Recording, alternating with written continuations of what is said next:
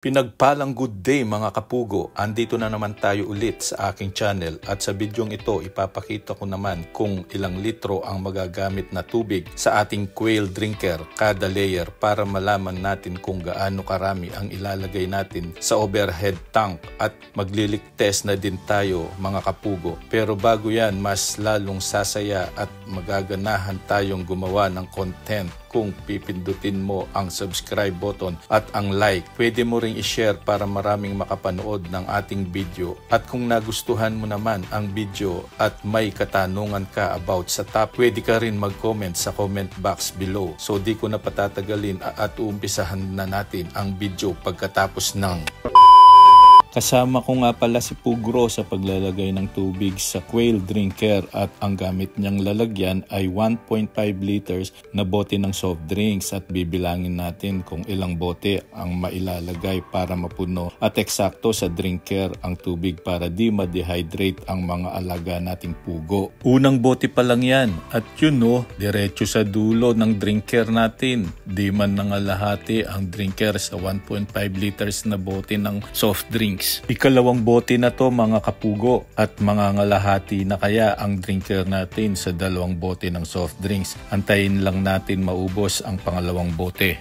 Nakadalawang bote na tayo pero di pa rin nangalahati ang drinker at ayun diretso ang tubig sa dulo ng drinker. Hudyat na nakalevel ang ating cage at tamang-tama ang distribution ng drinker natin. Pangatlong bote na to ng soft drinks at dito itataya ko na ang buhay ko.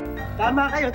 Ako na mali. Kung hindi pa mangangalahati ang tubig sa drinker natin. Ayan, nakatatlong bote na tayo ng soft drinks at diba tama ako, nangalahati na ang quail drinker natin sa tubig. Pero ang kagandahan niyan, wala pa akong nakikita ni konting tubig na natatapon. So, alam na this mga kapugo. Pang-apat na to mga kapugo, yan malapit na tayong matapos at malapit na nating malaman kung ilang litro ng tubig ang kakailanganin nating ilagay sa overhead tank natin. Konting kembot na lang to, it's...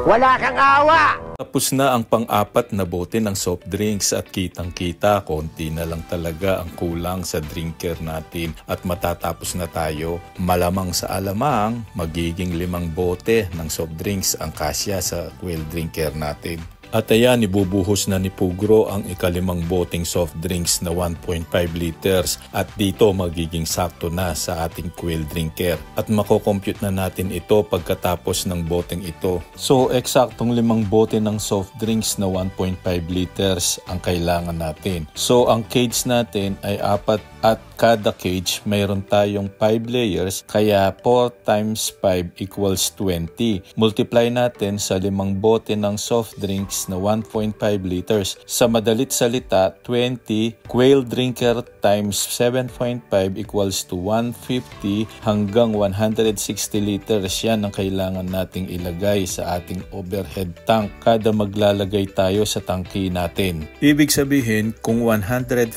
to 160 liters ang kailangan natin sa overhead tank, kaya hanggang dito sa 3/4 ang kailangan lamanan sa tangke kada magpapainom tayo ng tubig o vitamin man yan. Ngayon mga kapugo, alam nyo na kung gaano karami ang kailangan na laman ng overhead tank na tubig kada magpapainom tayo. At muli at nawa may natutunan na naman kayo sa aking video. Kagaya ng dati, kung nagustuhan mo ang video, pakipindot lang ang subscribe button at hit mo na rin ang notification bell para updated kayo sa lahat ng aking na-upload na video. Like, share at comment ka na rin mga kapugo. Hanggang sa susunod na video, kita-kits tayo at salamat sa panonood. God bless us and God is good all the time.